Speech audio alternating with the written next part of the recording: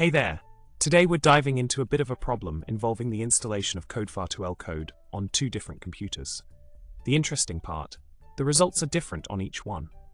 One computer seems to want to install from CodeUracle's far2l code, while the other prefers code https github.com elfmz far2l code. Quite the dilemma, right? Both computers are running Homebrew 4.2.3, so why the difference? Let's figure it out together. Now, on to the solution that worked like a charm for this little conundrum.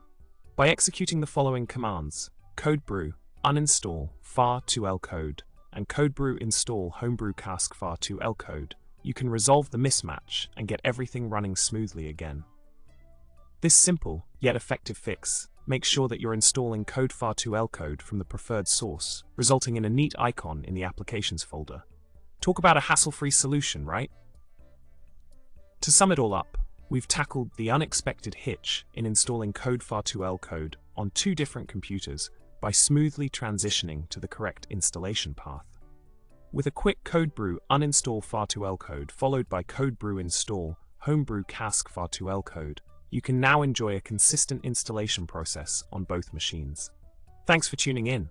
Don't forget to subscribe, like, and drop a comment below. Remember, a command line a day keeps the errors away.